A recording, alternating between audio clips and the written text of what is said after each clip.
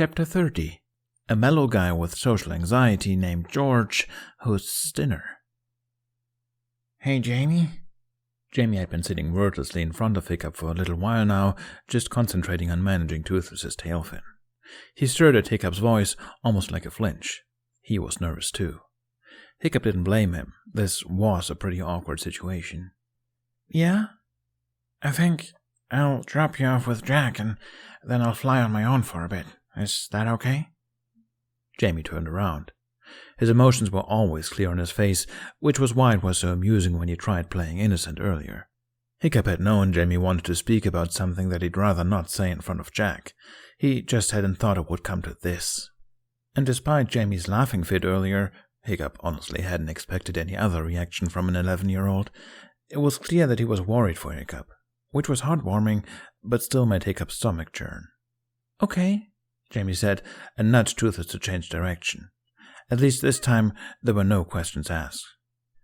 When they landed and Jamie was the only one to get off, Jack raised his brows. What's up? Did he sound nervous? Hiccup definitely did when he laughed in response. He cleared his throat. Nothing. Oh, it's good. Just, we need to practice some difficult maneuvers. Jamie's not quite there yet. Jamie shifted his weight. He seemed nervous as well, and Hiccup wished he didn't. He was putting a lot of faith in this kid right now. Jack was looking at the sky, seeming wistful.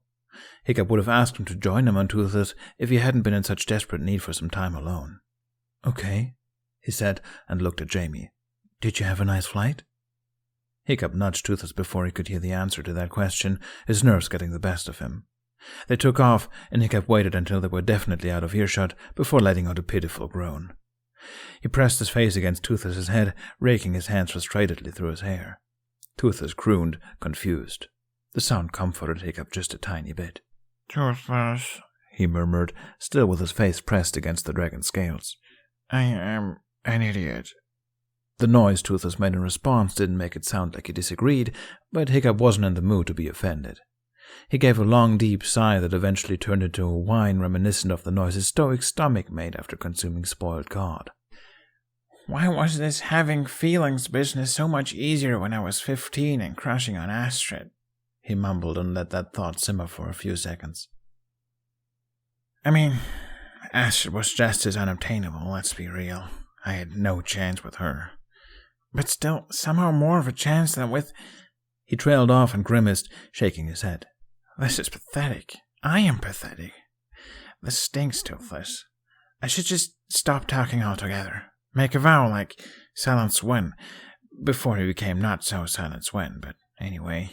He turned his head to the side. He'd get a scale pattern embedded into his cheek like this, which could possibly clue Jack into the fact that Hiccup was not up here to practice maneuvers, but rather to feel sorry for himself, but he couldn't bring himself to care about that right now. First the Snow Queen, and now Jamie. It was only a matter of time before Jack found out, wasn't it? And what then? Maybe it was a good thing? Or maybe not. Hiccup was too scared to risk it. I hope Jamie's good at keeping secrets, he mumbled. Toothless growled softly. Hiccup huffed a laugh, thinking of all the secrets Jamie had been keeping for Jack already, and how many secrets he was still keeping. He knew there was more the two of them weren't telling him, but he didn't have the energy to ponder about it anymore. His mind was already stuffed with awful, wonderful, unnecessary things. It was as if a spell had been broken the next day. Jack didn't act any different, so Hiccup trusted that Jamie had managed to keep his mouth shut. However, like when they'd all decided it was time for a break, it seemed they now had all simultaneously agreed that their little vacation was over. Now that they were heading south, this time with the intention of leaving the island for real, Hiccup wondered how they could have let so many days fly past with next to no guilt. They had been searching, but they hadn't really been searching. Just a bit of half-hearted looking around, and they all knew it. They had an evil eye spirit on their heels, and one that knew about Hiccup's dumb secret too, and yet they'd spent their time leisurely, like it was no big deal. The island kept stretching out before them. Hiccup was pretty sure he'd never seen an island this big before, and still there were mountains in the south blocking out the view to the sea. It's like it'll never end, he muttered, scratching his jaw. But it has to end somewhere. Have you ever been to the mainland, Hiccup? Jack asked, his face popping up beside him. Hiccup glanced sideways at him. The mainland? Yeah, not an island. That doesn't make any sense. The ocean is all around us. Jack hesitated. Well, I guess, but it's so huge it's not an island. Hiccup narrowed his eyes. Seems a bit arrogant to me to call something the mainland just because it's big. Is this that America place you were talking about? If there is such a place. Jamie laughed. I think he has a point. It is surrounded by the sea. I mean, it has to be with Jörmungandr circling the world and all. Jack huffed. You're getting a bit obnoxious with all those fancy words of yours. The great sea serpent, Jamie said, looking back at Jack with a cheeky grin. Then he looked at Hiccup. Right? The look was a very specific sort of pleading that Hiccup only caught because he was aware that there was something to plead for. And that plea was that Hiccup would still like Jamie even after the unfortunate conversation last night. Hiccup smiled. That's right. Oh, do you think Jörmungandr is a type of dragon? Jamie asked, his eyes going wide as if he just cracked an ancient code. Then he frowned. Wait, no, because Jörmungandr is a child of Loki and, well, Loki already gave birth to a snake and a wolf and whatnot, so I guess a dragon wouldn't be any weirder. What do you think? Hiccup opened his mouth to answer. Wait, Jamie yelped. Do you think all dragons are descendants of Loki? I can imagine, Hiccup mused. Especially the mystery class, maybe. Rough and Tough would be delighted if that's true. Jack placed his chin on Hiccup's shoulder. Wouldn't that make dragons magical, then? He asked. Hiccup was acutely aware of the physical contact. Not that Jack wasn't already holding on to him, his hand slightly gripping onto Hiccup's sweater near his shoulder blades, but this was different. It was fine, though. At least it would have been, if not for the way Jamie's eyes started to Jack and then back to Hiccup. Hiccup sent him a warning look. I guess they would, he said with a forced nonchalance. Jamie made a humming noise before turning ahead again. Jack still didn't move his head. It seemed he hadn't noticed Hiccup and Jamie's wordless exchange. What if they were, though? It took Hiccup a couple of seconds to steer his mind back to the conversation and away from the paranoia that Jack actually knew everything and was just teasing him. He wouldn't do that, surely. Probably. What, magic? Hiccup asked. Yeah, how would you feel about that? Hiccup thought about it for a few seconds. I guess it wouldn't have made a difference. If things were exactly the same anyway, I mean, it would just be the norm. Jack hummed. Hiccup could feel the vibration of his voice on his shoulder. I guess, he repeated absent-mindedly. When he spoke again, he sounded a little more present. But what if you just found out, right now? What if we made Toothless blast the crystal and it worked? Why? Do you want to try? No, I already did, Jack sighed. It's just a thought. Hiccup wanted to ask when that had happened exactly, but when he turned his head to look at Jack, he forgot all about it when their foreheads knocked together, with a surprising amount of pain considering the short distance between them.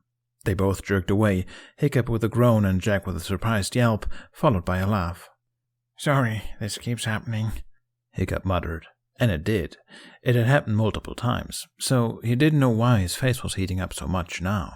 Or he did now, and it was just because Jamie was sitting in front of them, listening and knowing. Jack snickered. It's fine. My fault for always leaning on your shoulder, he said. I just like it when... And then he stopped. Is that a village? Hiccup desperately wanted to know what it was that Jack liked, but he could admit that this was probably more important. He peered ahead and realized Jack was right. Oh, I didn't see that, Jamie said. Because you were too busy eavesdropping, probably, Hiccup thought, but wisely let that thought remain just a thought. That's a bit, he started instead. Suspicious? Jack finished. Weird? Ominous? Hiccup sighed. Guess we'll find out, he said. Maybe the locals have any tips for us. Maybe they would have, if there were any locals. The village was located near another lake, its water still and almost completely black. The towering mountains were reflected so clearly, Hiccup could almost imagine that if he jumped into it, he would plummet into the sky. The village looked like it had been abandoned for years. The huts were all cold and dark, with rotten wood and ceilings well on the way to collapsing in on themselves. Looking inside a few of them, they found the interior covered in a thick layer of dust and cobwebs. Most alarming was the fact that some of the houses were completely ruined, as if a storm had hit them, but in between the ruined ones stood huts that were completely fine, aside from their decaying state. It couldn't have been a storm. Something had attacked this place. Dragons? Jack suggested as they stood before another crumbled hut. Maybe, Hiccup murmured. I don't see any fire damage, though. Could be a dragon without firepower. He looked around and shuddered. Some of these huts look perfectly habitable aside from the rot. Whoever lived here must have fled in a hurry. Jamie inched closer to Jack, grabbing onto his cloak. We should see if there's any provisions left that we could use, Jack said, placing a hand on Jamie's shoulder. I'm getting a feeling it won't be missed. It was a fair point, but Hiccup still felt a tad guilty as they ransacked the huts. Of treasures, there wasn't much to be found. Whatever sort of people had lived here before, they hadn't been rich. But he did find some rope and a rusty old knife, as well as a patchy woolen and slightly smelly, but he tried to not think about that, blanket. He stuffed it all into a woven basket, which he tied to Toothless's saddle. All the while, he kept looking over his shoulder. He couldn't help but imagine they were being watched by the village's ghostly residents. The sun was sinking when they decided there was nothing more of use to them here, and Hiccup was just climbing into Toothless when he heard it. A low rumbling, echoing across the dark lake. He perked up at the same time as Toothless. What is it? Jack asked, visibly tensing. Didn't you hear? They all went quiet. For a long time, there was nothing. Then it came again, a slow, deep noise, almost a growl or a distant roar. Hiccup shivered. Some kind of dragon? He asked. Shouldn't you know? Jack asked back. There are definitely still species of dragons out here that I haven't discovered yet, Hiccup said, tilting his head to the side in an attempt to hear the sound again. He didn't, but he was sure the growl had come from the mountains on the other side of the lake. He stared at them, wondering what kind of dragon would have made such a peculiar noise. He turned to look at Jack. Jack raised his brows. Then he smiled, amused. All right, let's go for it, he said. Hiccup hadn't realized he'd been making some sort of puppy dog eyes. He grinned. Come on, Toothless, he said, trying to control the excitement in his voice. Clouds covered the mountain peaks, and mist snaked along the ground, making it hard to see anything at all around them.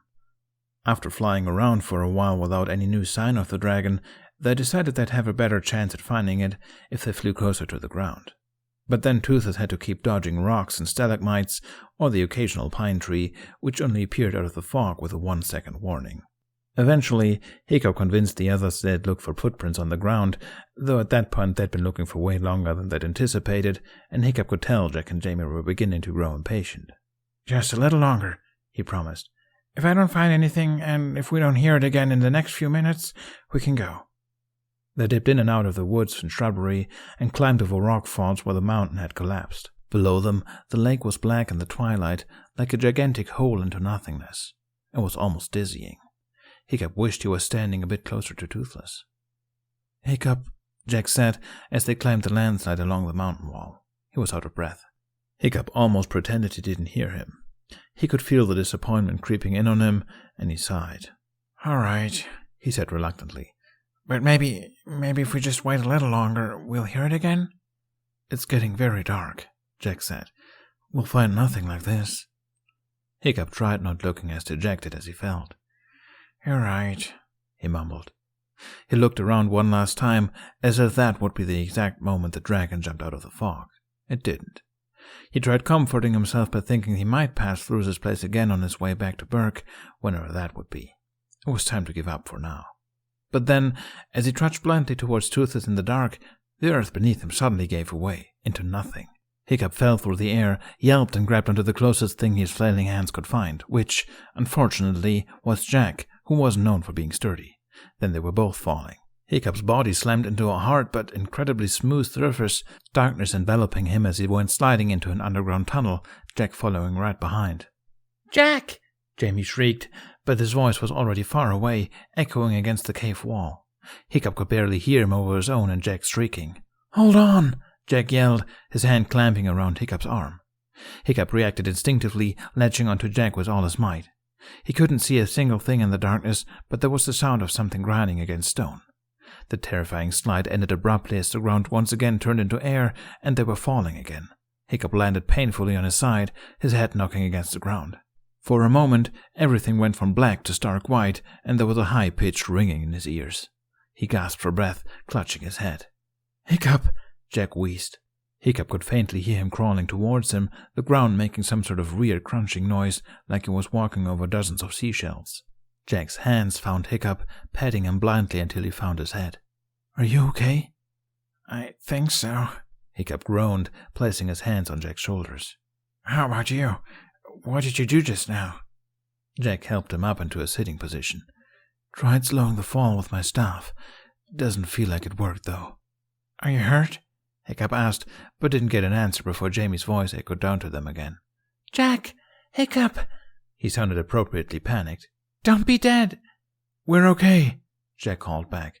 "Don't try to follow us, Jamie. It's a long fall. We'll find another way out." Hiccup looked around, but there was nothing to look at. Toothless's growls made it down to them as well, with a helpless ring to them. Hiccup guessed the hole was too narrow for him to fit through. "Where are you?" Jamie yelled. "Good question," Jack muttered, and then raised his voice again. "Inside the mountain, I think. Jamie, I don't know how long it'll take us to find a way out. I want you to go back to the village and stay there, close to Toothless. Don't try to—" "Whoa! It's just you, Baby Tooth. You scared me." As Jack walked, Hiccup staggered to his feet and blindly felt his way through the darkness. The ground was covered in some kind of rubble, or maybe sticks. It crunched beneath his feet.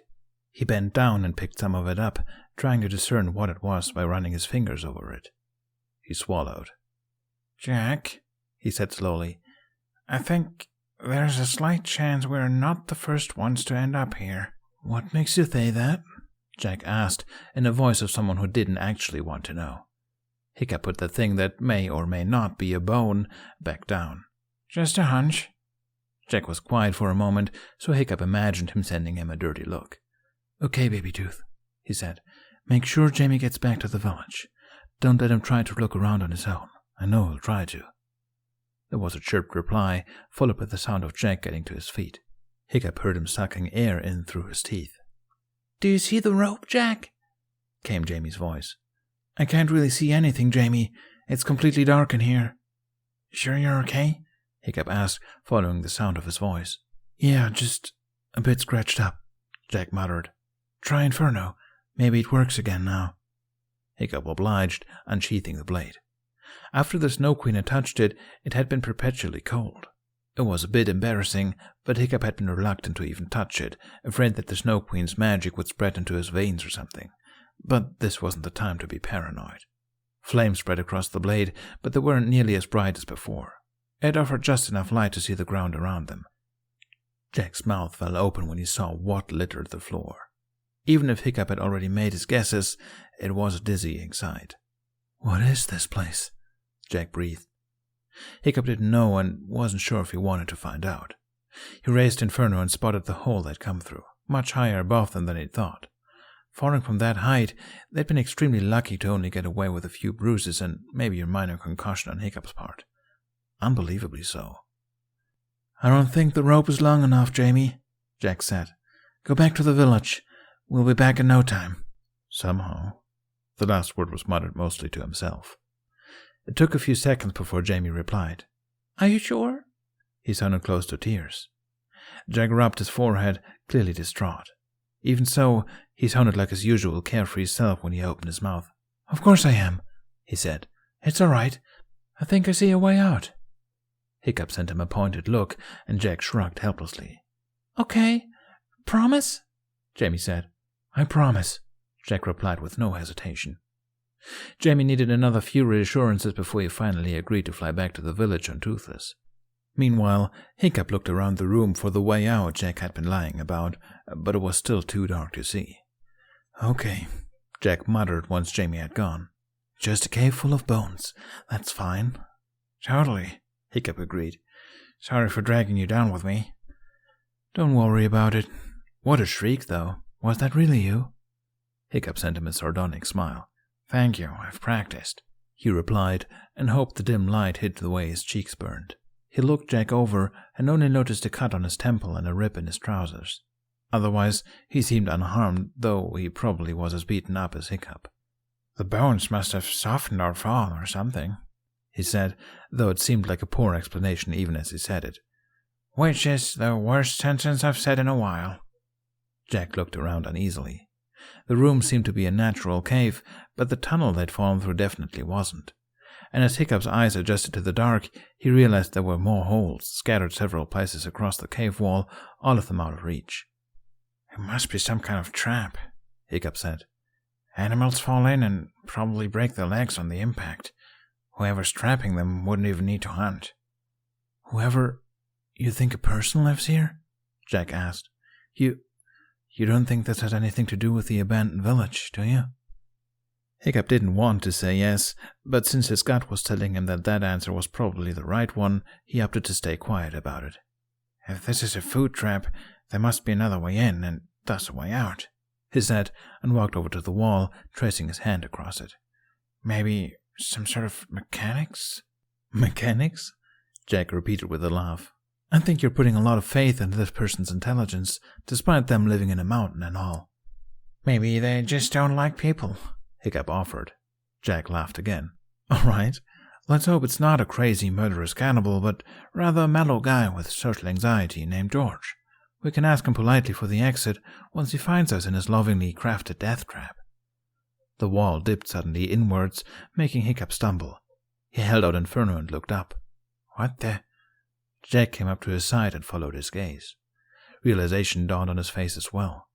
It's a boulder, he observed. Then he squinted and pointed upwards. It doesn't cover the entire hole. Look, there's a light. He was right. Dim, orange light shone on the stone, but it was much too high for them to reach. The boulder was gigantic, and yet it seemed it was the only way out. This can't be it, Hiccup said. No one can move a boulder like that. Unless... He brought a hand to his mouth. Unless they have a dragon to help them, maybe? I have an idea, Jack said, clearly not listening to Hiccup's musings. Is it a good idea? This isn't the time to be picky, Your Highness, Jack said. I need you to give me a boost. Hiccup stared at him. It's too far up. Jack looked exasperated. It's the best we've got, he said. The opening looks just big enough to crawl through. If I can get up there, I can pull you up with my staff. One moment, though. He started taking off his shoes. Jack, they're weighing me down. Hiccup held back his praise and just nodded. Fine, but don't blame me if you hurt yourself. Jack snorted. Hurt myself? When have I ever? Shush, you're not supposed to answer. He grimaced as he stepped onto the animal bones with his bare feet. Hiccup crouched and cupped his hands, allowing Jack to step onto them. This will work, he announced. If you say so, Hiccup murmured. On the count of 3. 1, 2... He gritted his teeth and put all the strength he could muster into propelling Jack upwards. He was surprised by how easy it was. Jack yelped, flailing as he ascended towards the top of the boulder, still with the staff in his hand. Why did he have his staff, but the shoes were apparently too much of an inconvenience? Jack went sprawling on the stone and grasped for something to hold on to. For a second, he started sliding back down, and Hiccup prepared himself to catch him, knowing he probably wouldn't be able to do without hurting himself or both of them. But then Jack stopped and managed to wiggle his way through the narrow opening on the top of the boulder. Hiccup almost couldn't believe his eyes. Told you, Jack said with a grin, then held the staff down for Hiccup to grab. Before doing that, Hiccup picked up Jack's boots and threw them to him. Then came the hard part. He took a hold of the staff's crooked end, sure that the wood would snap. Fine, it had endured many challenges, so many was honestly getting laughable, but Hiccup was convinced that this would do it. And even if it didn't break, Jack did not look like he had the muscle for this sort of task. Ready? Jack asked. When you are, Hiccup reluctantly replied. Jack pulled. He leaned back, putting all his weight into it. Hiccup gripped the staff, lifting himself up, and realized with a jolt that this actually seemed to be working. His prosthetic slipped uselessly off the rock when he tried to climb it, but even if he had no way to help Jack, the top of the boulder kept coming closer. Jack's face was pinched, his arms shaking with the strain. Again, Hiccup could not believe it. Take my hand, Jack groaned once Hiccup was close enough. He let go of the staff with one hand, and Hiccup entirely expected to fall right back down. Miraculously, he didn't. Hiccup reached up and took Jack's hand, letting himself be pulled up until he could crawl the rest of the way. Jack exhaled heavily, shaking his arms. His cheeks were flushed. Hiccup could not stop staring. Do you actually have muscles in there? he asked. Jack looked up at him and gave a breathy laugh. "Not at all. You're just not a very heavy guy," he said, grinning. He looked down the other side of the boulder and his face fell. "This doesn't bode well." On the other side of the boulder was a huge, jagged cave tunneling into darkness with several different openings on each side of it. It looked somewhat like screaming death tunnels, except these tunnels were much larger. Hiccup thought he could stack 5 stoics on top of each other before reaching the ceiling. That wasn't the weirdest part, though. Braziers lined the cave walls, flickering with feeble fire. They definitely weren't alone in here. Rubble sloped down from the wall on one side of the boulder, making their descent painless. Jack regretfully put his shoes back on before taking a few steps deeper into the cave, looking around with bright, alert eyes. He met Hiccup's gaze and smiled. "Well," was the only thing he said, obviously on his way to try and find something positive to say about the situation, but he never got that far. A deep rumble roared through the tunnel, making every muscle in Hiccup's body tense up. Jack hurried back to Hiccup's side, pointing the staff into the darkness. "It's the dragon," Hiccup whispered. "It's inside the mountain." Jack swallowed. "Oh, good. Do you still want to find it?" he asked in a small voice. "It didn't sound super friendly or anything, if you don't mind me saying." "They usually don't," Hiccup agreed and put a hand on Jack's arm. "Come on, we'll look for a way out first. Just keep your eyes open." Navigating the caves turned out to be as simple as they'd hoped. That is to say, it was like a maze, and Hiccup became more and more worried that they'd get lost in there and slowly starve to death. On more than one occasion, they ended up back in the cave that led to the boulder. Every now and then, that rumbling would sound through the dark, in varying volume and sometimes in a sort of rhythm. However, it seemed the longer they walked around the maze, the more frequent the growls became. It was hard to tell how long they spent in there just wandering. The air was musty and there was a nasty smell that Hiccup couldn't place, but when he thought long enough about it, he thought it was reminiscent of old sweat and rotten meat. He decided not to share these thoughts with Jack. They were walking through a new, at least Hiccup hoped it was new, tunnel when the growl came again, sounding closer. It was such a strange sound. Growl wasn't even a good word to describe it. All he knew was that it must be coming from a living thing. They followed the sound because wherever it was, it might be close to the exit. It was their best lead after walking around aimlessly for so long. It seemed to be a good decision, because after stopping by every new opening and waiting for the growl to come again, which proved to be a frustratingly time-consuming task, the tunnel eventually started getting broader. Maybe it was Hiccup's imagination, but he thought he felt a gust of wind blow gently against his face. "We must be getting close to an exit," he said hopefully, walking faster. "Did you feel that?" "No," Jack said, setting up the pace as well. "I didn't." "Hiccup!"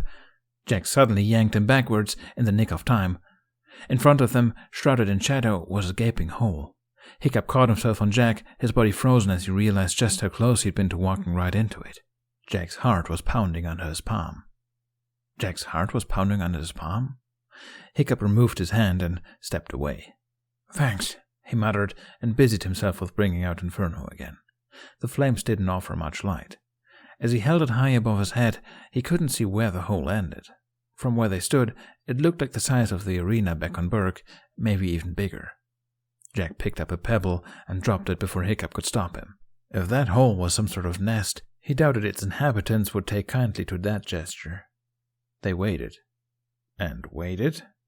Finally, there was a faint, echoing tap as the pebble hit the ground. Hiccup found himself taking a shuddery breath, feeling as if $1,000 were crawling up his legs and back. "What's wrong?" Jack asked, placing a hand on Hiccup's arm. "There's something down there," he whispered unthinkingly. It felt like a dream, the way he just knew. He didn't know what it was, but there was something, and he wasn't sure if it was friendly. "A dragon?" Hiccup shook his head. "Something magic." Jack peered at him, then nodded. "We get out of here," he said, "and then, if it's possible, we'll return with Toothless." They edged around the circular hole and found another opening just in time to hear the growling again. It definitely didn't come from the hole, and Hiccup decided that whatever was up here surely couldn't be as bad as whatever they might find down there. As they walked away from the hole, Hiccup kept looking back over his shoulder, feeling like they were being followed. Jack's stomach growled, and Jack sent it a disapproving look. How long have we been in here? He murmured. Hiccup just shrugged. There was no way of knowing except for a long time. He was getting hungry as well, and his body was aching from walking around for so long. He yearned to take off his prosthetic for a little bit, but didn't want to spend any more time in here than he needed to. It was getting harder and harder to conceal his limp. I hope Jamie isn't doing anything stupid, Jack said. Wouldn't count on it. Runs in the family. Jack smiled wryly. You know we're not... Okay, but you wouldn't think it, Hiccup said. Besides, you are a terrible influence. We've gone through this before. We're both terrible influences. Jack's eyes glinted with mirth, but then seemed to notice Hiccup's struggle. He stepped a bit closer. Lean on me. Hiccup almost wanted to protest and say it was fine, but decided he didn't feel the need to act strong or heroic around Jack. Thanks, he murmured, putting his arm around Jack's shoulders. In turn, Jack put his arm around Hiccup's waist. Hiccup tried not to think too much about it. They kept walking. In between the ominous growls, all they heard was their breaths and footsteps. They were both too scared to keep a conversation going, but whenever their eyes met, Jack offered an encouraging smile, like he wasn't at all worried about this situation. In the eerie light, his face looked more tired and gaunt than usual. There was a scratch on his face from the fall, as well as dirt, not only from the fall, but also from sleeping in the woods for the past few days, and his hair hung over his eyes. Still, his gaze remained bright, undeterred by the less than optimal situation. Even in all his tired, grimy, disheveled glory, he was beautiful. There, catch your breath, Jack said, sending Hiccup another one of his cheeky grins. Hiccup realized he just let out a deep sigh. I'm sure we're there soon. The snoring is getting louder. Hiccup blinked. Snoring? Yeah, that's what it sounds like, doesn't it? As if on cue, the sound swept through the cave again. Jack was right, and now that it was out there, Hiccup was amazed he hadn't thought of that himself. He'd been so caught up in the idea of a new kind of dragon, he hadn't realized why the growling sounded so off. That must be one sleepy dragon, Hiccup muttered. Those snores almost rival my dad's. Jack laughed, but quickly pressed a hand over his mouth to stop himself. He nodded. Might just rival yours, though. I don't snore, Hiccup argued. Jack shook with contained laughter. Was all he managed to get out. Was it really that bad? Well, you talk in your sleep, so we're both nuisances, Hiccup countered. Oh? Still? Jack said. Hiccup nodded, and he went quiet for a few seconds. What am I saying? I usually don't understand. Mostly names, though. Hiccup hesitated. Jamie is frequent. Emily as well. You've said my name a couple of times, too. They came to a split in the cave, one leading upwards and the other one down. Jack looked absently into the air and gave a quiet huff. That's interesting, he murmured. Hiccup wanted to ask him why, but Jack continued talking before he got to. Hiccup, he said, glancing briefly at him before looking away again. I was wondering, you don't have to say anything you're not allowed to. I mean, if Jamie wants to keep it a secret, then I won't pry, even if it's torture to not know, but anyway, Hiccup realized he was holding his breath. He forced himself to breathe. Did he... Oh, man. Jack rubbed the back of his head. Hiccup rarely saw him struggle with his words as much as he did now. He just asked me to be your friend, Hiccup blurted, because he couldn't stand the tension. Jack's eyes snapped to his, clearly confused. Hiccup tried for a teasing smile, but was afraid it came out more sheepish. Just that you have a tendency to pull away, and that I shouldn't be deterred by it. Something like that. Jack's eyes narrowed. That's it? That's it. His expression softened for just a moment before it tightened again, this time with another emotion, embarrassment. He didn't have to do that. A smile crept onto Hiccup's face. For once, Jack was the embarrassed one. No, he agreed. I already forced you to bring me along on this crazy quest. I don't know why he thought I'd ever, not be your friend. Jack lowered his head. It was difficult to see in the dark, but Hiccup thought he might be smiling. That, and his hand on Hiccup's waist tightened a little bit. You're made of something really strange, Hiccup, he mumbled. The snore-like noise came again. Hiccup had so little belief in their luck, he was genuinely surprised when it came from the cave leading upwards. He knew it didn't actually mean anything, but it just seemed a lot more sinister to venture deeper into the ground. They trudged ahead. Things got weird when the tunnel came to an end. For a moment, Hiccup thought they'd reached the exit, but the air remained warm and stuffy, and the lighting was still a dim orange instead of pale moonlight. Instead of an exit, they walked into a hall 3 times the size of the Great Hall. Even with the columns supporting the ceiling, Hiccup had trouble registering what he was seeing, because surely a room this large would collapse in on itself. And if that wasn't overwhelming enough, it was impossible not to notice the gigantic cauldron in the center of the room. Hiccup's mouth went dry when he felt tiny critters coming up his spine again and 1,000 eyes in the air around them. He was getting good at recognizing this feeling now. Suddenly, he was convinced they wouldn't find a dragon in here. The closest to a dragon they might find were the bones lying scattered around the cauldron. And then he noticed the thing lying in the corner of the cavern. Jack had spotted it too. Wisely, he kept his mouth shut and settled on only sending Hiccup a confused and very demanding stare. Hiccup just shook his head desperately. The sound came again. "It is snoring," Hiccup murmured, smiling feebly. "You were right. That's not a dragon," Jack breathed. Hiccup almost laughed. "No," he agreed. "Definitely not. Jack, what are you doing?" Jack turned around when Hiccup grabbed his arm, stopping him from walking another step towards the creature. "It's magic, isn't it?" he whispered. "Whatever it is, maybe we can talk to it." "You were the one who suggested the crazy cannibal lived here," Hiccup hissed. "This thing is definitely not going to politely show us the exit. How many of those bones in the chamber do you think were human? Think about the village, Jack. Why do you think they all fled?" Jack's jaw clenched. "You know what it is, don't you?" Saying it out loud felt like making it real, but Hiccup supposed it couldn't get any more real than this. He looked miserably over at the monster. "If the tales they used to tell us when we were kids are accurate," he said, "I dare say that thing is a troll." Jack looked at the creature and then back at Hiccup. "Gobber said they only steal socks," he whispered. "I don't know what Gobber has experienced, but I think this troll has a different agenda."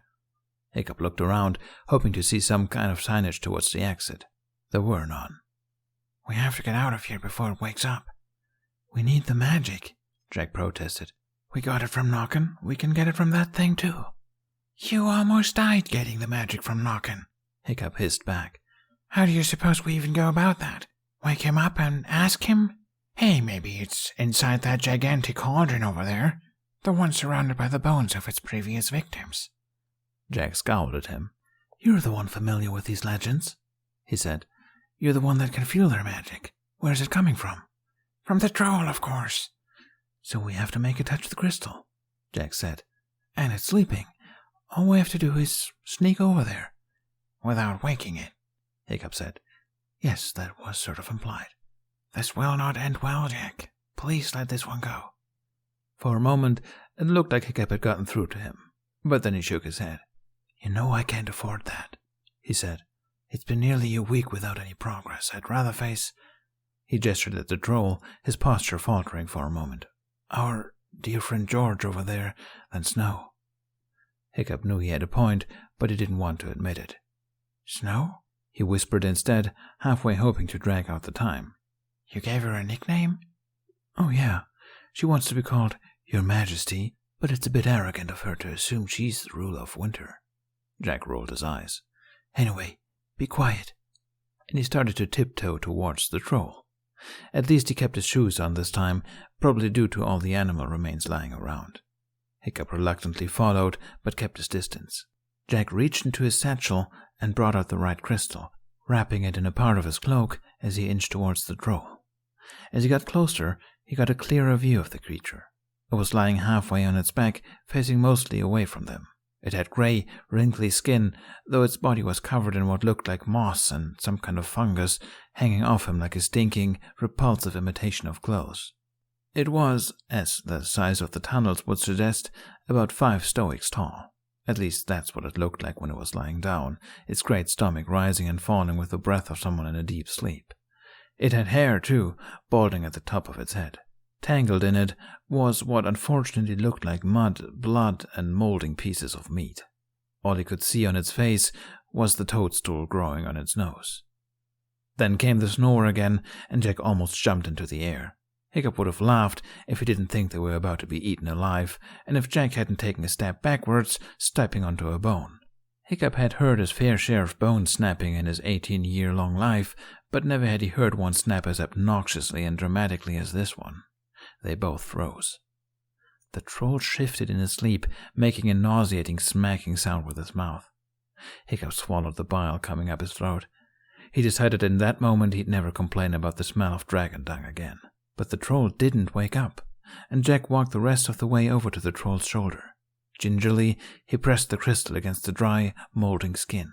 The troll did not wake up. Jack slowly turned around and started his trek back, sending Hiccup an incredulous smile, like he had also been fully convinced they would be eaten alive. It was mildly infuriating, but Hiccup had other things he needed to focus on. Finding a way out was high on the list of priorities. That was, of course, when things went wrong. Out of the darkness, something long slid across the floor. Hiccup barely had time to yell, "Look out!" before what he realized was the troll's tail swatted Jack sideways. Jack gave a choked cry, and as he went sprawling, the crystal got knocked out of his hand and soared straight to Hiccup. Hiccup didn't think. He caught it in the air with his bare hand, and in the same moment realized his mistake. Nothing happened. He stared at the crystal in his hand, then looked around to check if anything had changed. Jack stared at him as well. Was this supposed to happen? Was it sort of like finding oneself in a dream and not realizing it? Hiccup was about to voice these questions, but just then the troll grunted and rolled over. Its eyes were open. They were just a muddy brown, no irises or pupils. Hiccup could still tell it was looking directly at them. "Run, Jack!" Hiccup cried, as if he needed telling. The troll gave a low, bone-rattling growl as it pushed itself on its huge, hairy feet. It opened its mouth in what almost looked like a grin, revealing a row of too many rotting teeth. Jack set into an impressive sprint and leapt away at the last moment as the troll's hand flattened on the spot he'd just been occupying. "The tunnels!" he yelled, grabbing Hiccup's arm, pulling him along. Hiccup made a mental note to later praise Jack's fast thinking, even in completely disastrous situations such as this one. If there was a later, that is. The troll roared, making every nerve in Hiccup's body want to freeze in fear and just cower. It was indescribable. He'd met dragons with louder, shriller roars than this, but there was just something about the troll's guttural cry, almost human, but not quite, that immediately sent Hiccup's brain into a panic. They bolted back the way they came, towards the tunnel opening. Maybe they could lose the troll in the haphazard, winding tunnels, or maybe the troll would just play a grotesque game of tag with them in there until they were too exhausted to keep running. They were almost at the opening when Hiccup dared look over his shoulder, and saw the troll yank the cauldron from its hinges, raise it above his head, and launch it at him and Jack. Hiccup tackled Jack sideways. The cauldron hurtled across the floor with such force, Hiccup didn't want to imagine the mess they would have left behind if it had hit them. He had just a second of relief before he realized where the cauldron was heading, now that it had missed its initial targets. There was a sound like thunder as the cauldron lodged itself into the tunnel, blocking their only exit. Hiccup and Jack scrambled to their feet and turned around just in time to see the troll advancing on them, not running, but not exactly in a leisurely fashion either. Like it was trying to explain that while it had them exactly where it wanted them, and there was no need to hurry, it was still very much excited to eat them. "Uh-oh," Jack said, and Hiccup nodded in agreement. His hand was tight around Hiccup's wrist. "What now? Is there another way out?" "I'll buy her some time to find out," Hiccup replied in a fox, calm tone. "We have to split up. Now!" They bolted in opposite directions, and the troll staggered for a moment to decide which of them it wanted to follow. To Hiccup's relief, the troll fixed its beady brown eyes on him and not Jack. But the relief quickly turned to terror as the troll let out an ear-splitting shriek. Hiccup's hand wrapped frantically around Inferno, and as the blade slid out of the hilt, he probably would have looked more heroic hadn't he set into a panicked sprint when the troll thundered after him. "Please, Thor, give me some more fire," he prayed. He jumped behind one of the pillars, but it only brought him a little more time. The troll flailed with its mossy arms as it came to a stop, letting out a grunt that sounded almost comically annoyed. Hiccup supposed it wasn't used to hunt for prey with working legs. Well, leg. It advanced on Hiccup again. "Hiccup!" Jack yelled from the other side of the room. "Are you crazy?" "Just the usual hooligan amount," Hiccup replied as he ignited Inferno. Like an answered prayer, the flames came to life just a little bit brighter than before. He laughed triumphantly and pointed the blade at the troll. The troll stopped momentarily, tilting its giant head quizzically to the side.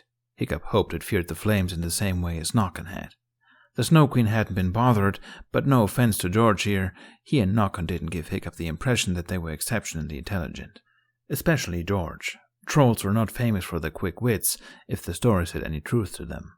The troll grunted again and swatted the sword carelessly out of Hiccup's grasp, only shaking its head as if it had been poked with a wooden splinter. The blade skidded across the floor. Hiccup barely had any time to curse before he had to dodge the troll's fist, and he leapt sideways, landing in a painful sprawl. "Could we just talk about this?" he yelled as he staggered backwards to his feet. The troll replied with another roar. It was a bit saddening that Hiccup could list several hooligans that would not be able to present a more eloquent reply. He didn't have any other choice but to run. The troll was at his heels, the ground shaking under each of its giant steps like the mountain was about to collapse. It bellowed something that could be words, but definitely not in any language that Hiccup understood. He couldn't see Jack, so he only hoped he was busy looking for some hidden passageway while Hiccup was still alive. On the bright side, since he was currently running for his life, Hiccup had no time to freak out over how surreal this was. Perhaps he'd get the time to reevaluate his sanity later. By some miracle, he reached Inferno, but what good did that do to him? Obviously, the sword was nothing but a matchstick to the troll, or maybe a flaming toothpick at best. He brandished his sword, but felt a lot less brave than before. It was probably a better idea to just keep running, so that's what he did. "Jack, any luck?" he shouted, leaping around another pillar. He peeked around it, then ducked with a yelp as the troll's hand came around it from each side, clapping together. He scrambled away. "Jack!" There was no reply. Maybe he'd found a way out. The idea that Jack had run away without Hiccup was so outlandish, Hiccup didn't believe it for a second. Still, one could dream. It would have been one thing on a very short list of smart things Jack had ever done, all the while Hiccup had known him. He knew he couldn't keep running forever. While his lungs had begun to ache and his leg was sending a bolt of pain up his hip in each step, George seemed to be doing just fine. In fact, the troll only seemed vaguely annoyed that it had to do actual work instead of just plucking Hiccup out of its death trap. Not so much that it wanted to give up, of course. So there was only one thing Hiccup could do. He turned around. This is your last chance," he warned at the approaching troll, concentrating on bravely standing his ground as he watched it trample towards him. As far as threats went, he would be the first to admit that it needed a few adjustments. He gritted his teeth and tried convincing his brain that the troll was just a slightly more nightmarish version of Snotloud, and this was but a harmless sparring match. Not a giant cave troll, just Snotloud on a bad day. Easy mistake. Hiccup charged, making a valiant attempt at the hairy hooligan war cry. He'd give himself some credit just because the troll looked a bit confused at the turn of events. Not frightened, as was the desired effect, but still. The troll reached out as if to grab Hiccup and squeeze him to death, but Hiccup managed to slide right under his hand and roll to a stop right by the troll's feet. He did the only thing that seemed sensible in the moment and brought the sword down through its right foot. Inferno wasn't a very sharp sword. Hiccup used it to befriend dragons and rarely to harm, so he felt a little bad when the flaming blade went through the troll's flesh. It screeched, kicking out with its wounded foot, and in the process pushed Hiccup so hard he went flying. He hit the ground and must have blacked out for a moment, because when he shakily pushed himself up, he had to take a second to remember where he was and what was going on. He remembered when he spotted the troll, pulling out Inferno and throwing it across the hall. It came to a stop near the tunnel. The troll sent Hiccup a murderous look. The hall was spinning. Hiccup tried getting to his feet as the troll limped towards him, but his knees kept buckling under his weight. After the first 2 tries, he realized he couldn't do anything but crawl backwards. The troll raised its fist, and Hiccup instinctively covered his face, waiting to be crushed. Then the troll gave another yowl, and Hiccup looked up and saw Jack standing behind the troll, framed by its legs, pulling the tail with all his might. Somehow, though it seemed impossible, Jack pulled hard enough to make the troll lose its balance, and as it took a step back, it put its weight on the wounded foot and fell backwards. Jack sprinted out of the way, and the troll crashed into the pillars. The pillar collapsed. Jack ran to Hiccup. "Come on," he whispered. "You have to get up." Hiccup wanted to answer that he was okay, but he was too busy staring up. There was a sound like distant, crackling thunder, and with it a pattern like lightning was beginning to spread on the ceiling. Jack followed his eyes and then brought an arm under Hiccup's shoulder, hoisting him to his feet. "It's coming down," Hiccup said. "I know," Jack said. "We have to run." Behind them, the troll was recovering from its fall. It didn't seem to take notice of the fallen pillar, nor the problems a fallen pillar generally would cause. Jack was leading them towards the tunnel, and Hiccup did his best to ignore the pain as they ran. He didn't know what Jack was planning, if he was planning anything or just hoping for the best, but understood when he took a hold of the cauldron's rim and pulled. The cauldron lay sideways. It was too big to climb, but maybe if they managed to tip it over, it could shelter them from the crumbling ceiling, though it might also trap them inside, and then they would slowly starve to death, which sounded worse than being instantly crushed. "Help me," Jack ordered, and Hiccup put those thoughts aside. He ignored the horrible smell coming from the cauldron and grabbed the other side. It was too heavy. The troll was galloping towards them, and the cave shook with its steps. There was a horrifying rumble as the ceiling started to collapse, huge boulders cracking down into the hall. Hiccup thought it must be the adrenaline, because just then the cauldron tipped over. Everything went dark.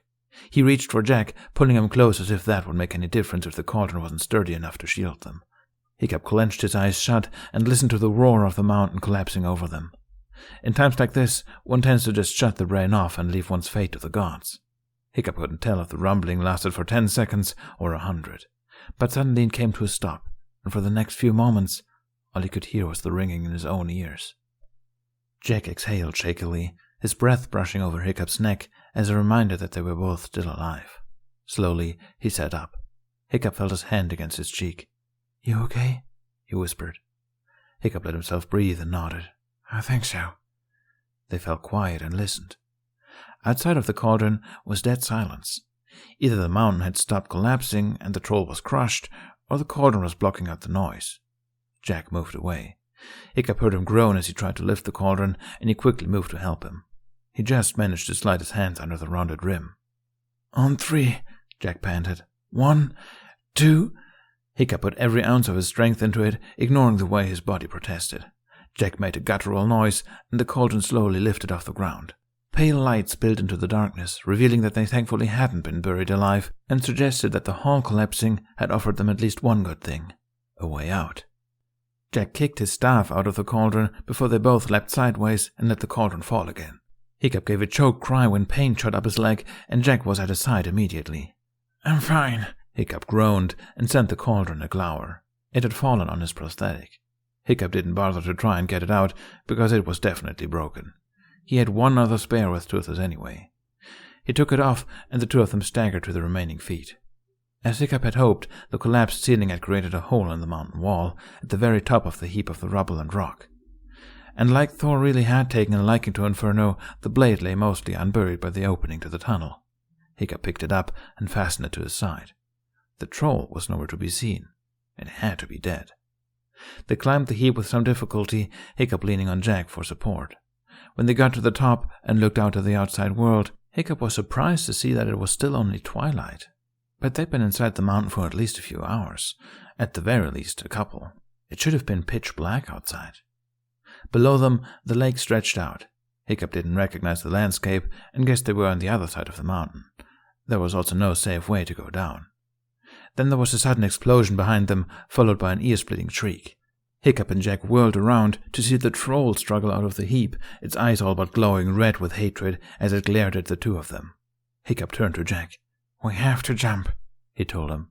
Jack's face instantly turned slack with fear. He started shaking his head. Hiccup cupped his face gently as he could in a hurry and brought their foreheads together. "It's okay. I've still got you. Take my hand." "Hiccup?" The troll had gotten to its feet and was rapidly scrambling up the rocks. Hiccup took Jack's hand and squeezed it. "Now," he said, and they jumped. The water hit them painfully, and they went deep under. Hiccup held onto Jack's hand and pulled him close once they'd slowed down. Jack's eyes were clenched shut, and he was flailing in panic. Hiccup brought him close and kicked upwards towards the surface. They broke it, and Jack coughed up water and gasped for air. "You're okay," Hiccup said, but it didn't look like Jack heard him or even registered his presence. He didn't complain when Jack desperately latched onto him, though it did make it a little hard to keep his own head over water. But he managed. What kind of Viking would he be if he didn't know how to swim? He grabbed Jack's staff, which he found floating in the water a couple of meters away from them, and swam towards land. Jack's breath was ragged and shallow, but it looked like he was beginning to realize that they were still alive. They were almost there when there was a gigantic splash behind them. "Are you kidding?" Hiccup moaned. He didn't bother to look back and check if the troll really had cannonballed into the lake. He already knew that it had. The splash created a large wave that carried them faster to land, but they went under in the process. Jack pressed a hand over his mouth. His face was pinched, but his eyes were open. He made a sort of paddle, not quite swimming, but a valiant effort that made Hiccup's chest swell with pride. They got footing and staggered onto dry land, but they didn't have time to rest. The troll was right behind them, and Hiccup couldn't walk. "Toothless!" Jack cried. It was a good idea, but Hiccup didn't think he would make it in time. "You have to go," he told Jack. Jack sent him an incredulous stare, but Hiccup just shook his head, glancing at the troll that was coming out of the lake, looking somehow even more terrifying than before. "Jamie needs you." "You're coming too," Jack said. "I'll carry you." Hiccup couldn't help but laugh. "You have to run, Jack. You have to go now. You and Jamie can go on without me." "No, I can't," Jack said, and Hiccup wanted to scream because he knew just from his tone that he wouldn't be able to convince him. Then he reached to Hiccup's side and grabbed Inferno. Before Hiccup could protest, Jack pushed him backwards and stepped in between him and the troll. The blade slid out of the hilt, and Jack held it out in the same way he carried his staff. The troll was unafraid as it marched onto the grainy beach. Its breathing was heavy and ragged. Black, inky liquid was running down its face, and his right foot left bloody footprints in the sand. It roared. They didn't stand a chance. And then, sunlight spilled over the horizon.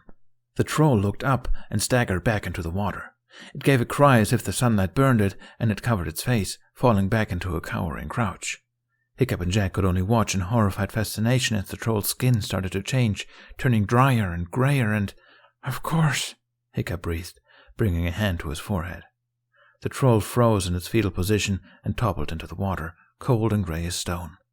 And that was exactly what it was. Jack slowly lowered the sword and just dropped it into the sand.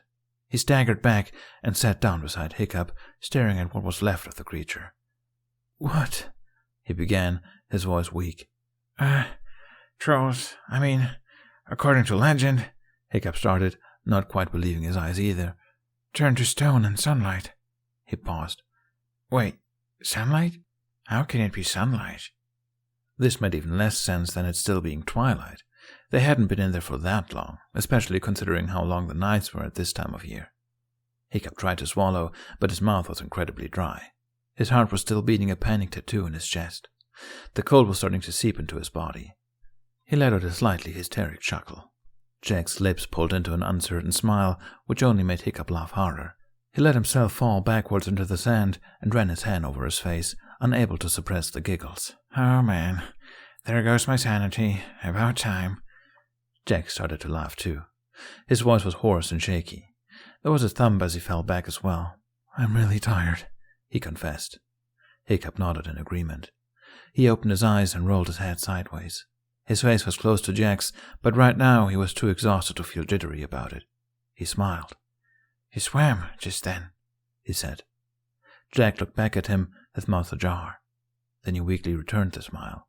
His eyes looked misty. "Sort of," he said. "I tried." Hiccup's stomach did a funny motion. He smiled wider and unthinkingly reached up to cup Jack's cheek again, moving into... To what? He faltered, and then saved himself by bringing the foreheads together again.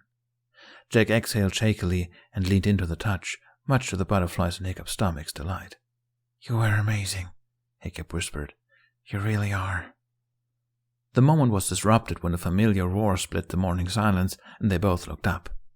Toothless soared overhead with Jamie on its back. "Jack! Hiccup!" Jamie called down, sounding halfway out of his mind. Toothless landed not too gracefully, but didn't seem to mind as he bounded over to Jack and Hiccup, still with Jamie on his back as he attacked them with dragon kisses. "Hey, bud," Hiccup laughed, attempting and failing at shielding his face. "It's okay. We're okay." Jamie jumped off Toothless and ran to Jack's side. "What happened?" he demanded, and now he sounded close to tears. "You were gone for so long. I thought... "I'm sorry," Jack said, and pulled Jamie into a hug. "But we're fine. Just... a lot did happen in there, I can't lie." The fairy came zipping around them as well, chirping rapidly. Jack laughed when she came up to his face and cradled her lovingly. Then she moved on to check on Hiccup, not with quite the same amount of affection, but Hiccup was flattered that she cared nonetheless. Jamie sniffled as he pulled back, looking back and forth between Jack and Hiccup. "You're hurt," he said, pointing at Hiccup's head and his missing leg. Now that Jamie had brought it to attention, Hiccup felt a violent thumping on the side of his forehead. He imagined a nice bump was forming there. "Could have been much worse, I'll tell you that," he muttered. He looked up at the ever-brightening sky and shook his head. "How can it be morning? We can't have been in there for that long." Jack shook his head. "Must be something with the magic," he mumbled in resignation. "You found magic?" Jamie asked. Hiccup met Jack's eyes. He reached into a pocket and brought out the crystal, holding it with bare hands. "We made a troll," Hiccup explained. Jamie's eyes widened comically. It's in the water now. Over there, yeah, that's the one. But it's just a rock now, because of the sun. Also the crystal isn't energized, but I swear the troll was magic. It should have worked. I could feel it." Jack looked at the stone in the water. "You made a troll?" Jamie hissed. "And it turned to stone?" Hiccup nodded. "Yep, Gobber will be ecstatic to hear about it. You can see its footprints in the sand over there." Jack got to his feet at that. He grabbed the crystal from Hiccup and walked over to one of the patches of blood-stained sand. He pressed the crystal into it. Hiccup could only sigh when Jack went limp as a rag doll, face first into the sand. "I see. The blood is magic." Jamie was shaking his head. "You met a troll," he muttered, too wrapped up in this fact to notice that Jack had passed out. "I guess we're doing this here," Hiccup said, getting to his feet. "At least we have a blanket now. Come on, Jamie. You have to follow your dumb big brother."